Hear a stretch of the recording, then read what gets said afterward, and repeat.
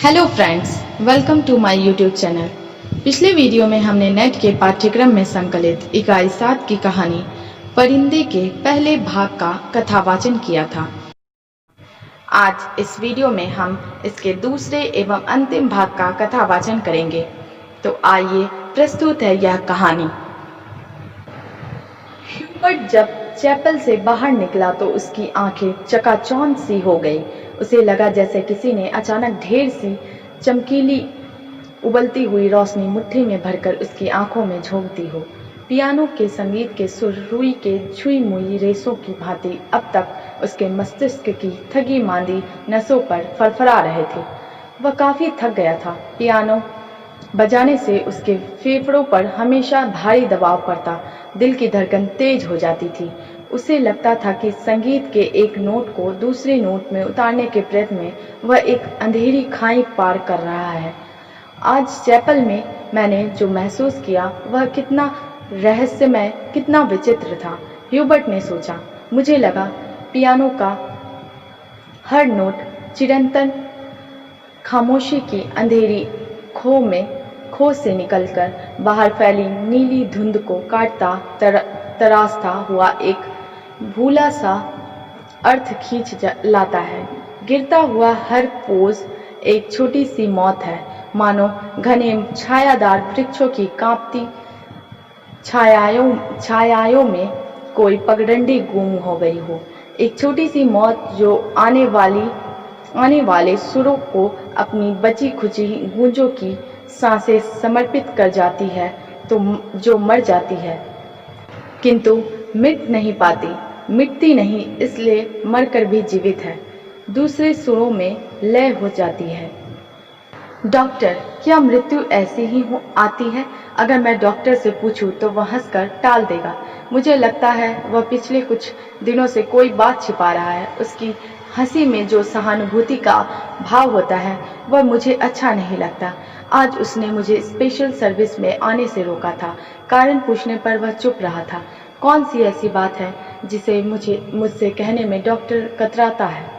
शायद मैं सक्की मिजाज होता जा रहा हूँ और बात कुछ भी नहीं है। ह्यूबर्ट ने देखा लड़कियों की कतार स्कूल से हॉस्टल जाने वाली सड़क पर नीचे उतरती जा रही है।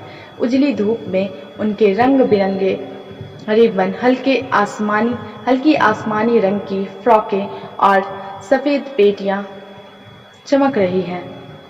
सीनियर कैम्ब्रिज की कुछ लड़कियों ने चैपल की वाटिका के गुलाब के फूलों को तोड़कर अपने बालों में लगा लिया है।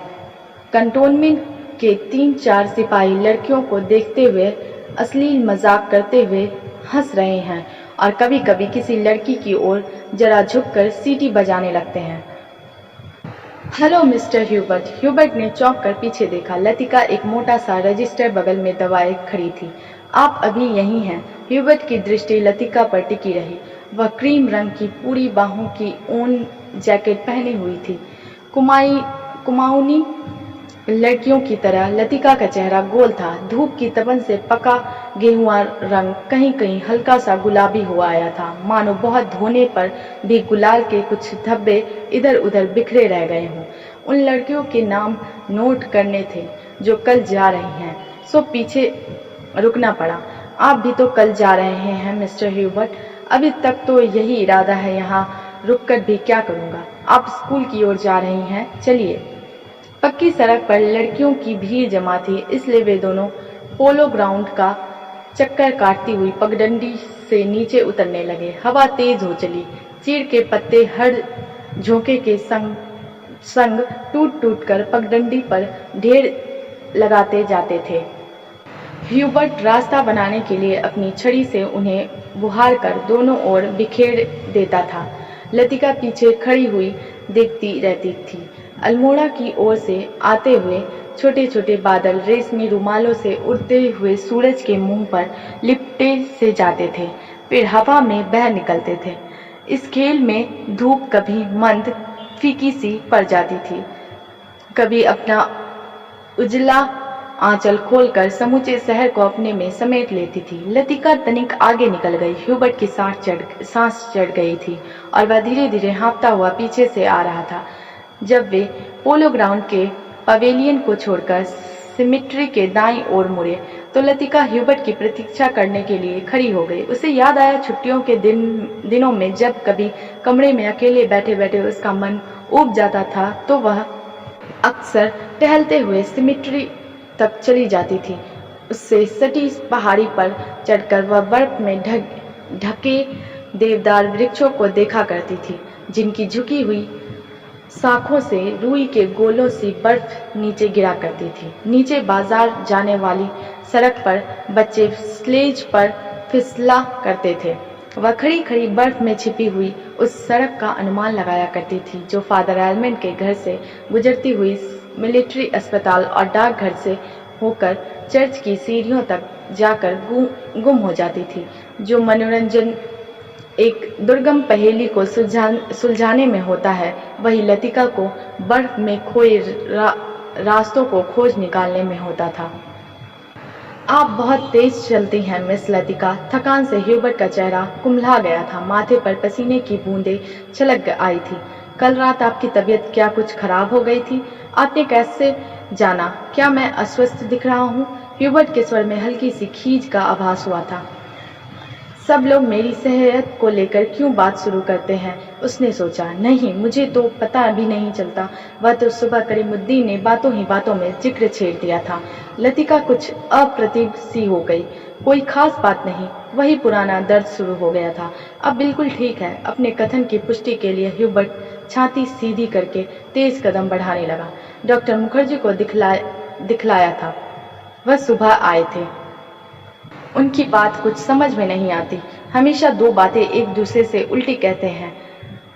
कहते थे कि इस बार मुझे 6-7 महीने की छुट्टी लेकर आराम करना चाहिए, लेकिन अगर मैं ठीक हूँ तो भला इसकी क्या जरूरत है? ह्यूबर्ट के स्वर में व्यथा की छाया लतिका से छिपी ना रह सकी। बात को टालते हुए उसने कहा, आप तो नाहक चिंता करते हैं मिस्टर ह्यूबर्ट। आजकल मौसम बदल रहा है, अच्छे भले आदमी तक बीमार हो जाते हैं। ह्यूबर्ट का चेहरा प्रसन्नता से दमकने लगा। उसने लतिका को ध्यान से देखा। वह अपने दिल का संशय मिटाने के लिए निश्चित हो जाना चाहता था कि कहीं लतिका उसे केवल दिलासा देने के लिए ही तो झूठ नहीं बोल रही है। यही तो मैं सोच रहा था मिस लतिका। डॉक्टर की सलाह सुनकर मैं डर ही गया। भला 6 महीने की छुट्टी लेकर मैं अकेला क्या करूँगा? स्कूल में तो बच्चों के संग मन लगा रहता है। सच पूछो तो दिल्ली में ये 2 महीनों की छुट्टियां काटना भी दोभर हो जाता है। मिस्टर ह्यूबर्ट, कल आप दिल्ली जा रहे हैं। लतिका चलते चलते हठात ठिठक गई। सामने पोलो ग्राउंड फैला था, जिसके दूसरी ओर मिलिट्री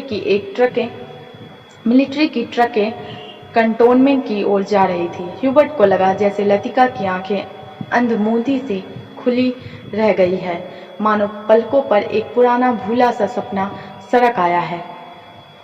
मिस्टर ह्यूबर्ट, आप दिल्ली जा रहे हैं? इस बार लतिका ने प्रश्न नहीं दोहराया। उसके स्वर में केवल एक असीम दूरी का भाव घिर आया। बहुत अरसा पहले मैं भी दिल्ली गई थी मिस्टर ह्यूबर्ट। तब मैं बहुत छोटी थी। न जाने कितने बरस बीत गए हैं। हमारी मौसी का ब्याह वहीं हुआ था। बहुत सी चीजें देखी थी, लेकिन अब तो सब कुछ धुंधला सा पड़ गया है। इतना याद है कि हम कुतुब पर चढ़े थे। सबसे ऊंची मंजिल से हमने नीचे झांका था। न जाने कैसा लगा था। नीचे चलते हुए आदमी चाबी भरे हुए खिलौनों से लगते थे।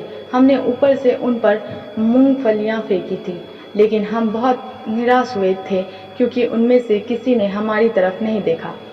शायद माँ ने मुझे डांटा था और मैं सिर्फ नीचे झांकते हुए डर गई थी। सुना है अब तो दिल्ली इतना बदल गया है कि पहचाना नहीं जाता। वे दोनों फिर चलने लगे। हवा का वेग ढीला पड़ने लगा। उड़ते हुए बादल अब सुस्ताने से लगे थे। उनकी छायाएं नंदा देवी और पंचचूली की पहाड़ियों पर गिर रही थी। स्कूल के पास पहुंचते पहुंचते चीड़ के पेड़ पीछे छूट गए। कहीं कहीं खुबानी के पेड़ों के आसपास बुरुस के लाल फूल धूप में चमक जाते थे। स्कूल तक आने में उन्होंने पोलो ग्राउंड का लंबा चक्कर लगा लिया था। मिस लतिका, आप कहीं छुट्टियों में जाती क्यों नहीं? सर्दियों में तो यहाँ सब कुछ वीरान हो जाता होगा। अब मुझे यहाँ अच्छा लगता है, लतिका ने कहा। पहले साल अकेलापन कुछ अखरा था, अब आदी हो चुकी हूँ। क्रिसमस से एक रात पहले क्लब में डांस होता है, लॉटरी डाली जाती है और रात को देर तक नाच गाना होता रहता है। नए साल के दिन कुमायूं रेजिमेंट की ओर से परेड ग्राउंड में कार्निवाल किया जाता है। बर्फ पर स्केटिंग होती है। रंग बिरंगे गुब्बारों के के नीचे फौजी बैंड बजता है। फौजी अक्सर फैंसी ड्रेस में भाग लेते हैं। हर साल ऐसा ही होता है मिस्टर ह्यूबर्ट। फिर कुछ दिनों बाद विंटर स्पोर्ट्स के लिए अंग्रेज टूरिस्ट आते हैं। हर साल मैं उनसे परिचित होती हूँ। वापस लौटते हुए वे हमेशा वादा करते हैं कि अगले साल भी आएंगे, पर मैं जानती हूँ कि वे नहीं आएंगे। वे भी जानते हैं कि वे नहीं आएंगे। फिर भी हमारी दोस्ती में कोई अंतर नहीं पड़ता। फिर कुछ दिनों बाद पहाड़ों पर बर्फ पिघलने लगती है। छुट्टियां खत्म होने लगती हैं। आप सब लोग अपने अपने घरों से वापस लौट आते हैं और मिस्टर ह्यूबर्ट पता भी नहीं चलता कि छुट्टियां कब शुरू हुई थी, कब खत्म हो गई। लतिका ने देखा कि ह्यूबर्ट उसकी ओर आतंकित भयाकुल दृष्टि से देख रहा है। वह सिटपिटा कर चुप हो गई। उसे लगा मानो वह इतनी देर से पागल सी अर्नगल प्रलाप कर रही हो। मुझे माफ करना मिस्टर ह्यूबर्ट, कभी कभी मैं बच्चों की तरह बातों में बहक जाती हूँ। मिस लतिका, ह्यूबर्ट ने धीरे से कहा। वह चलते चलते रुक गया था। लतिका ह्यूबर्ट के भारी स्वर से चौंक सी गई। क्या बात है मिस्टर ह्यूबर्ट? वह पत्र, उसके लिए मैं लज्जित हूँ। उसे आप वापस लौटा दें। समझ लें कि मैंने उसे कभी नहीं लिखा था। लतिका कुछ समझ ना सकी। दिग्भ्रांत से खड़ी हुई ह्यूबर्ट के पीले उद्विग्न चेहरे को देखती रही। ह्यूबर्ट ने धीरे से लतिका के कंधे पर हाथ रख दिया। कल डॉक्टर ने मुझे सब कुछ बता दिया। अगर मुझे पहले से मालूम होता तो ह्यूबर्ट हकलाने लगा। मिस्टर ह्यूबर्ट, किंतु लतिका से आगे कुछ भी नहीं कहा गया। उसका चेहरा सफेद हो गया था।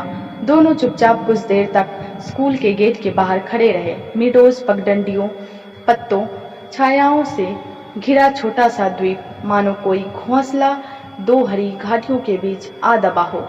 भीतर घुसते ही पिकनिक के काले आग से झुलसे हुए पत्थर, अधजली टहनियां, बैठने के लिए बिछाए गए पुराने अखबारों के टुकड़े इधर उधर बिखरे हुए दिखाई दे जाते हैं।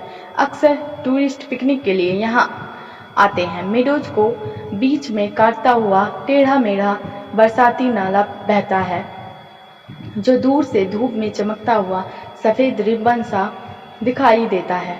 यहीं पर काठ के तख्तों का बना हुआ टूटा सा पुल है, जिस पर लड़कियां हिचकोले खाते हुए चल रही हैं।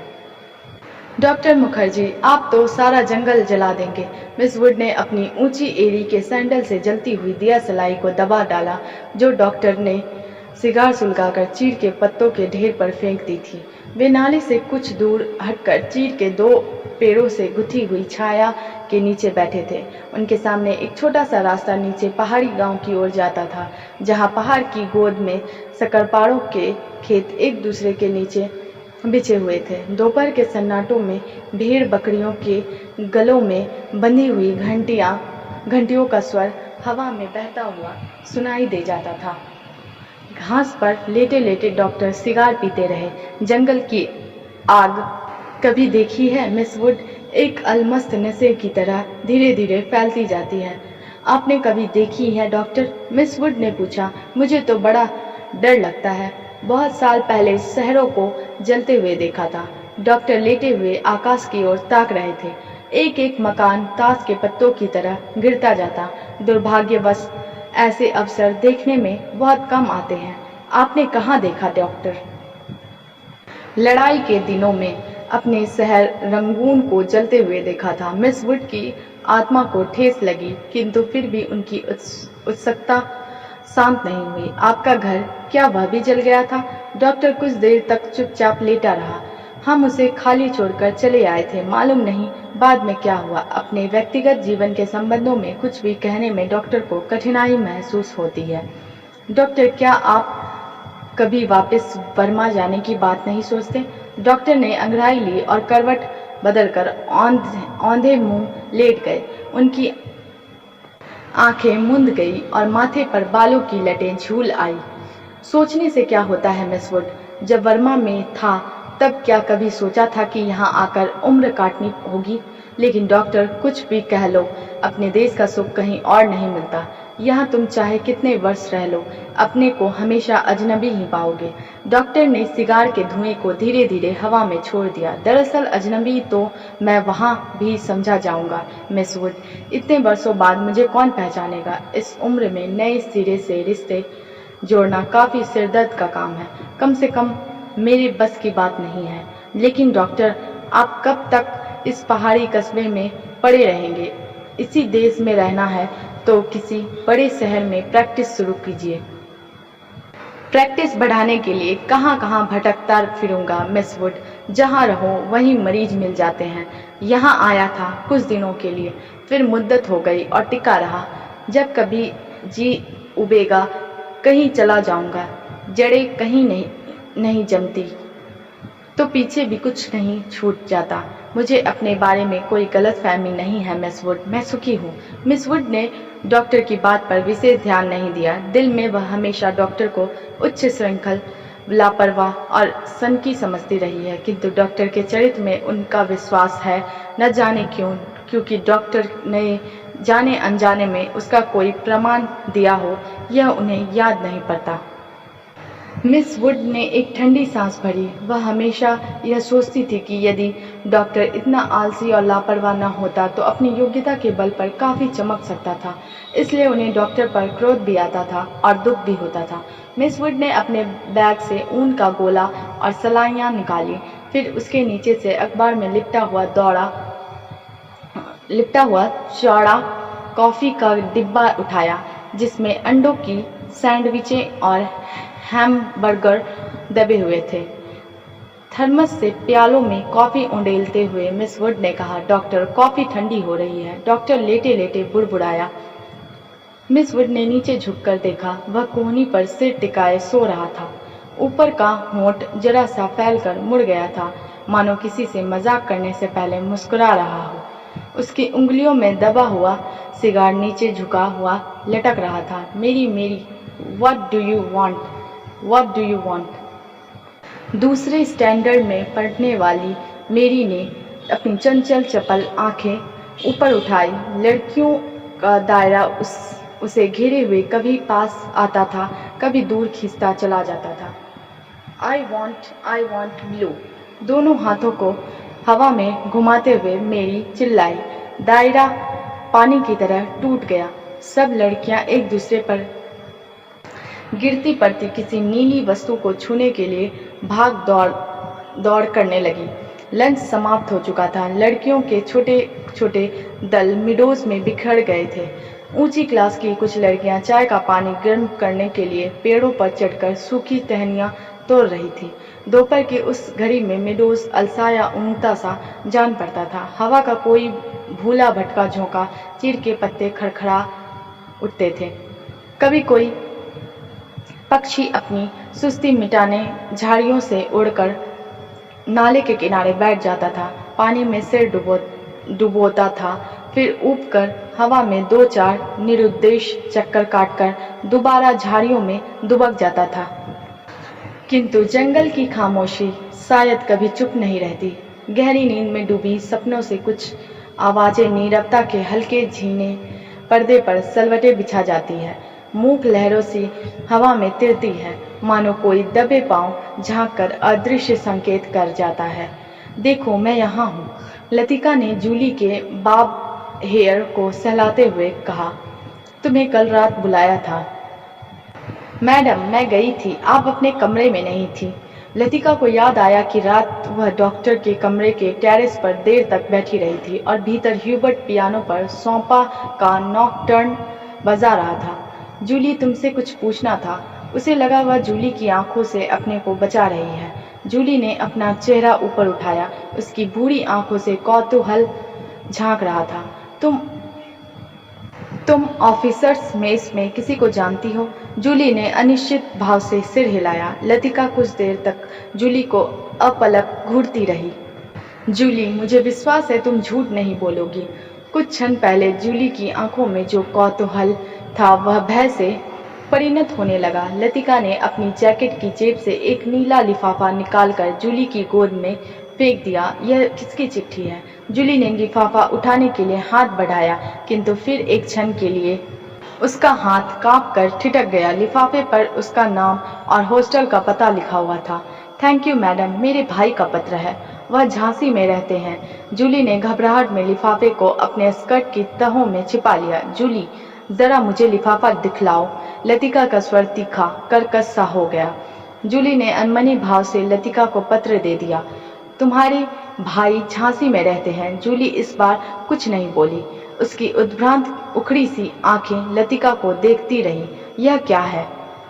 जूली का चेहरा सफेद फक पड़ गया। लिफाफे पर कुमायूं रेजिमेंट सेंटर की मुहर उसकी ओर घूर रही थी। कौन है यह? लतिका ने पूछा। उसने पहले भी हॉस्टल में उड़ती हुई अफवाह सुनी थी कि जूली को क्लब में किसी मिलिट्री अफसर के संग देखा गया था, किंतु ऐसी अफवाहें अक्सर उड़ती रहती हैं और उसने उन पर विश्वास नहीं किया था। जूली, तुम अभी बहुत छोटी हो। जूली के होंठ कांपे, उसकी आंखों में निरीह याचना का भाव घिर आया। अच्छा, अभी जाओ, तुमसे छुट्टियों के बाद बातें करूंगी। जूली ने ललचाई दृष्टि से लिफाफे को देखा, कुछ बोलने को उद्यत हुई, फिर बिना कुछ कहे चुपचाप वापस लौट गई। लतिका देर तक जूली को देखती रही, जब तक वह आंखों से ओझल नहीं हो गई। क्या मैं किसी खूसट बुढ़िया से कम हूँ? अपने अभाव का बदला क्या मैं दूसरों से ले रही हूँ? शायद, कौन जाने, शायद जूली का यह प्रथम परिचय हो उस अनुभूति से जिसे कोई भी लड़की बड़े बचाव से संजो कर संभाल कर अपने में छिपाए रहती है। एक अनिर्वचनीय सुख जो पीड़ा लिए है, पीड़ा और सुख को डुबोती हुई उमड़ते ज्वर की खुमारी जो दोनों को अपने में समा लेती है। एक दर्द जो आनंद से उपजा है और पीड़ा देता है। यहीं इसी देवदार के नीचे उसे भी यही लगा था। जब गिरीश ने पूछा था, तुम चुप क्यों हो? वह आंखें मूंदे सोच रही थी। सोच कहाँ रही थी, जी रही थी उस क्षण को जो भय और विस्मय के बीच भींचा था, बहका सा पागल क्षण। वह अभी पीछे मुड़ेगी तो गिरीश की नर्वस मुस्कुराहट दिखाई दे जाएगी। उस दिन से आज दोपहर तक का अतीत एक दुस्वप्न की मानिंद टूट जाएगा। वही देवदार है जिस पर उसने अपने बालों के क्लिप से गिरीश का नाम लिखा था। पेड़ की छाल उतरती नहीं थी, क्लिप टूट जाता था। तब गिरीश ने अपने नाम के नीचे उसका नाम लिखा था। जब कभी कोई अक्षर बिगड़कर टेढ़ा मेढ़ा हो जाता था, तब वह हंसती थी और गिरीश का कांपता हाथ और भी कांप जाता था। लतिका को लगा कि जो वह याद करती है वही भूलना भी चाहती है, लेकिन जब सचमुच भूलने लगती है तब उसे भय लगता है कि जैसे कोई उसकी किसी चीज को उसके हाथों से छीन लिए जा रहा है, ऐसा कुछ जो सदा के लिए खो जाएगा। बचपन में जब कभी वह अपने किसी खिलौने को खो देती थी तो वह गुमसुम सी होकर सोचा करती थी, कहाँ रख दिया मैंने। जब बहुत दौड़ धूप करने पर खिलौना मिल जाता तो वह बहाना करती कि अभी उसे खोज ही रही है, कि वह अभी मिला नहीं। जिस स्थान पर खिलौना रखा होता जानबूझकर उसे छोड़कर घर के दूसरे कोने में उससे खोजने का उपक्रम करती, तब खोई हुई चीज याद रहती, इसलिए भूलने का भय नहीं रहता था। आज वह उस बचपन के खेल का बहाना क्यों नहीं कर पाती? बहाना शायद करती है, उसे याद करने का बहाना जो भूलता जा रहा है। दिन महीने बीत जाते हैं और वह उलझी रहती है। अनजाने में गिरीश का चेहरा धुंधला पड़ता जाता है। याद वह करती है, किंतु जैसे किसी पुरानी तस्वीर के धूल भरे शीशे को साफ कर रही हो।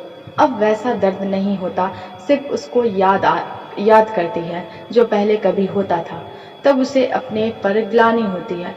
वह फिर जानबूझकर उस घाव को कुरेदती है जो भरता जा रहा है, खुद ब खुद उसकी कोशिशों के बावजूद भरता जा रहा है। देवदार पर खुदे हुए अधमिटे नाम लतिका की ओर निस्तब्ध निरीह भाव से निहार रहे थे।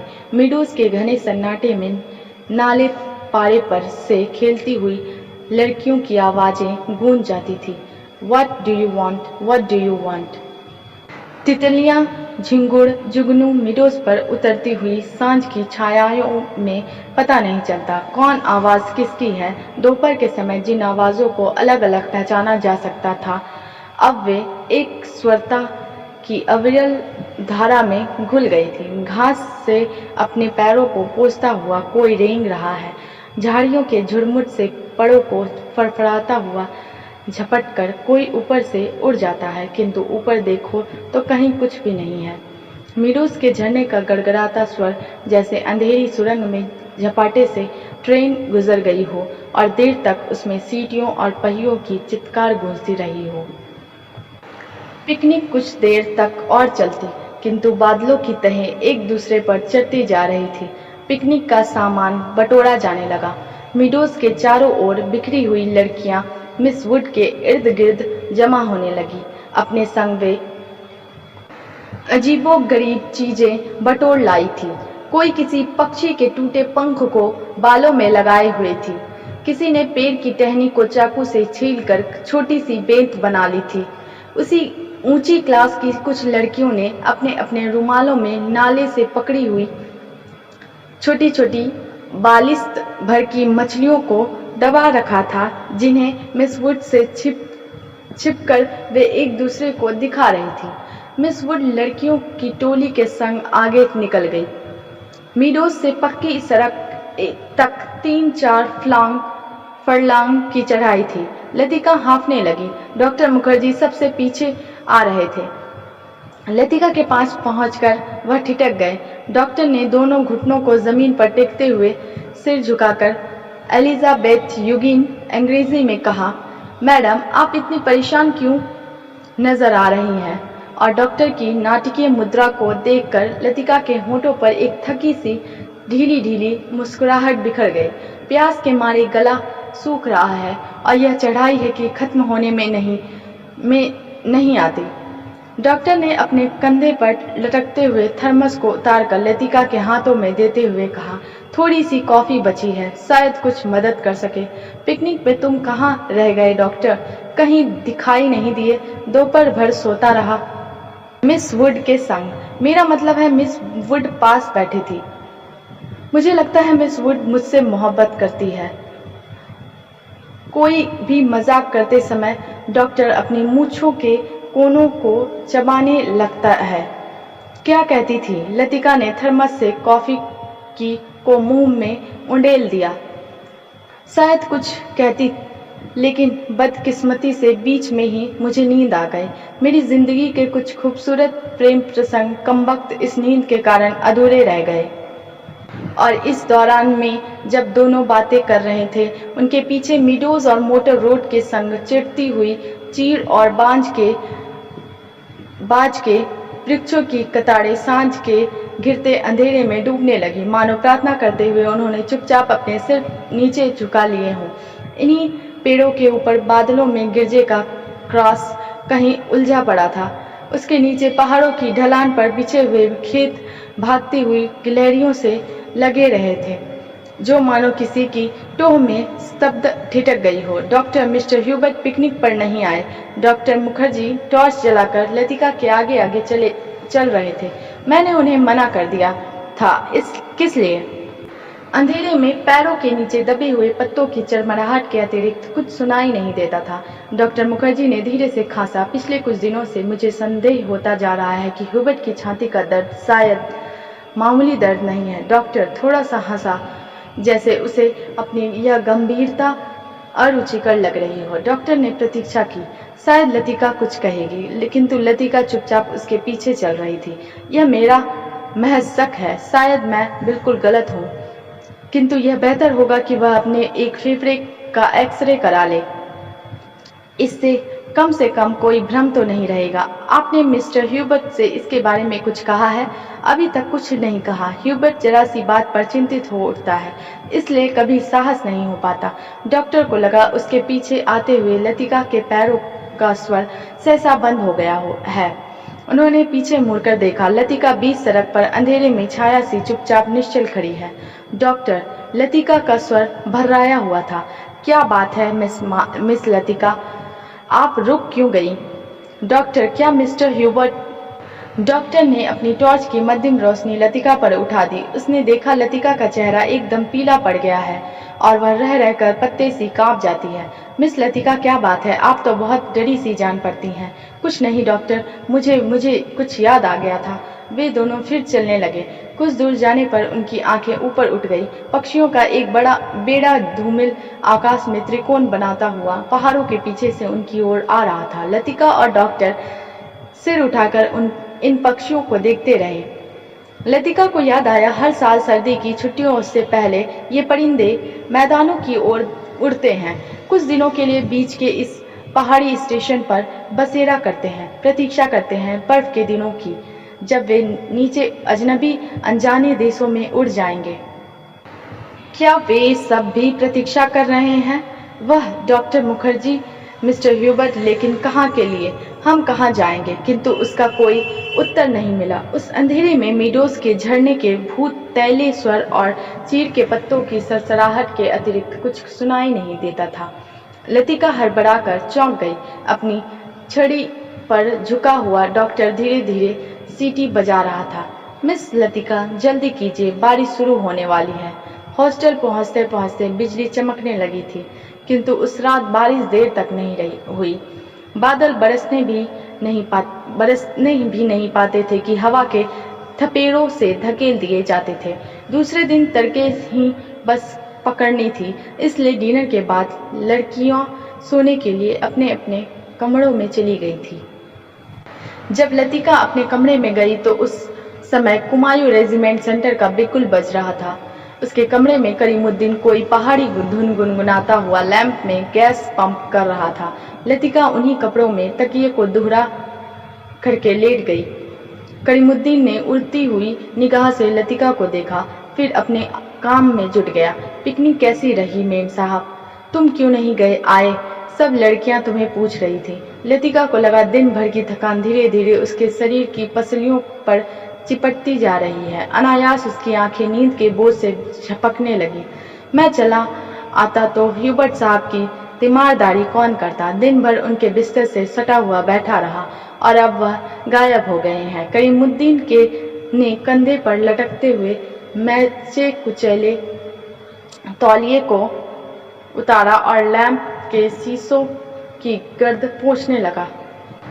लतिका की अधमूंदी आंखें खुल गई। क्या ह्यूबर्ट साहब अपने कमरे में नहीं हैं? खुदा जाने इस हालत में कहाँ भटक रहे हैं। पानी गर्म करने कुछ देर के लिए बाहर गया था। वापस आने पर देखता हूँ कि कमरा खाली पड़ा है। करीमुद्दीन बड़बड़ाता हुआ बाहर चला गया।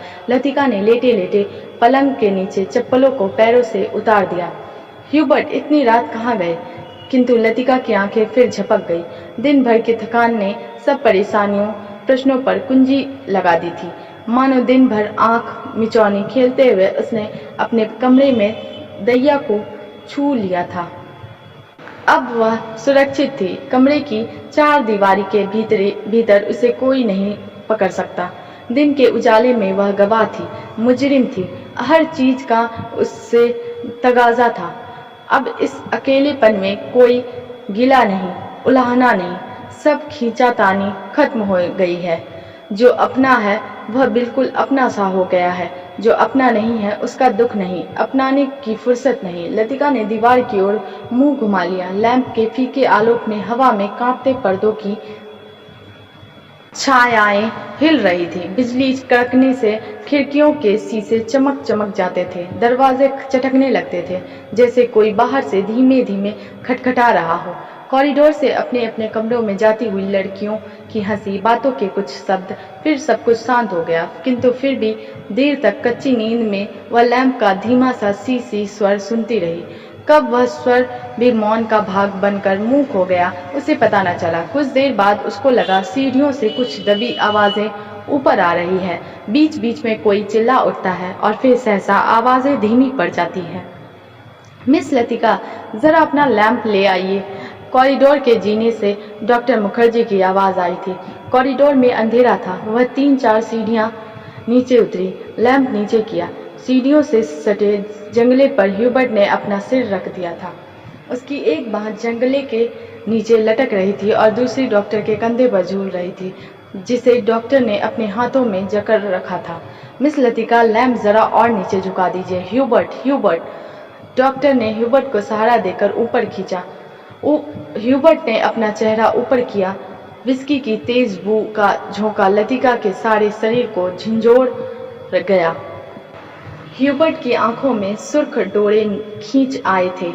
कमीज का कॉलर उल्टा हो गया था और टाई की गांठ ढीली होकर नीचे खिसक आई थी। लतिका ने कांपते हाथों से लैंप सीढ़ियों पर रख दिया और आप दीवार के सहारे खड़ी हो गई। उसका सिर चकराने लगा था। In a back lane of the city there is a girl who loves me. Hubert हिचकियों के बीच गुनगुना उठता था। Hubert, please please. डॉक्टर ने ह्यूबर्ट के लड़खड़ाते शरीर को अपनी मजबूत गिरफ्त में ले लिया। मिस लतिका, आप लैंप लेकर आगे चलिए। लतिका ने लैंप उठाया। दीवार पर उन तीनों की छायाएं डगमगाने लगी। In a back lane of the city there is a girl who loves me. Hubert doctor Mukherjee के कंधे पर सिर टिकाए अंधेरी सीढ़ियों पर उल्टे सीधे पैर रखता चढ़ रहा था। डॉक्टर, हम कहाँ हैं? ह्यूबर्ट सहसा इतनी जोर से चिल्लाया कि उसकी लड़खड़ाती आवाज सुनसान अंधेरे में कॉरिडोर की छत से टकराकर देर तक हवा में गूंजती रही। ह्यूबर्ट, डॉक्टर को एकदम ह्यूबर्ट पर गुस्सा आ गया। फिर अपने गुस्से पर ही उसे खींच सी हो गई और वह ह्यूबर्ट की पीठ थपथपाने लगा। कुछ बात नहीं है ह्यूबर्ट डियर, तुम सिर्फ थक गए हो। ह्यूबर्ट ने अपनी आंखें डॉक्टर पर गड़ा दी। उनमें एक भयभीत बच्चे की सी कातरता झलक रही थी, मानो डॉक्टर के चेहरे से वह किसी प्रश्न का उत्तर पा लेना चाहता हो। ह्यूबर्ट के कमरे में पहुंचकर डॉक्टर ने उसे बिस्तर पर लिटा दिया। ह्यूबर्ट ने बिना किसी विरोध के चुपचाप जूते मोजे उतरवा दिए। जब डॉक्टर ह्यूबर्ट की टाई उतारने लगा तो ह्यूबर्ट अपनी कूहनी के सहारे उठा। कुछ देर तक डॉक्टर को आंखें फाड़ते हुए घूरता रहा, फिर धीरे से उसका हाथ पकड़ लिया। डॉक्टर, क्या मैं मर जाऊंगा? कैसी बात करते हो ह्यूबर्ट? डॉक्टर ने हाथ छुड़ाकर धीरे से ह्यूबर्ट का सिर तकिए पर टिका दिया। Good night Hubert. Good night doctor. Hubert ने करवट बदल ली। Good night mister Hubert. Latika का स्वर सिहर गया, किंतु ह्यूबर्ट ने कोई उत्तर नहीं दिया। करवट बदलते ही उसे नींद आ गई थी। कॉरिडोर में वापस आकर डॉक्टर मुखर्जी रेलिंग के सामने खड़े हो गए। हवा के तेज झोंकों से आकाश में फैले बादलों की परतें जब कभी इकहरी हो जाती, तब उनके पीछे से चांदनी बुझती हुई आग के धुएं सी आसपास की पहाड़ियों पर फैल जाती थी। आपको मिस्टर ह्यूबर्ट कहाँ मिले? लतिका कॉरिडोर के दूसरे कोने में रेलिंग पर झुकी हुई थी। क्लब के बार में उन्हें देखा था। मैं ना पहुंचता तो ना जाने कब तक बैठे रहते। डॉक्टर मुखर्जी ने सिगरेट जलाई। उन्हें अभी 1-2 मरीजों के घर जाना था। कुछ देर तक उन्हें टाल देने के इरादे से वह कॉरिडोर में खड़े रहे। नीचे अपने क्वार्टर में बैठा हुआ करीमुद्दीन माउथ ऑर्गन पर कोई पुरानी फिल्में धुन बजा रहा था। आज दिन भर बादल छाए रहे, लेकिन खुलकर बारिश नहीं हुई। क्रिसमस तक शायद मौसम ऐसा ही रहेगा। कुछ देर तक दोनों चुपचाप खड़े रहे। कॉन्वेंट स्कूल के बाहर फैले लॉन से झिंगुरों का अनवरत स्वर चारों ओर फैली निस्तब्धता को और भी अधिक घना बना रहा था।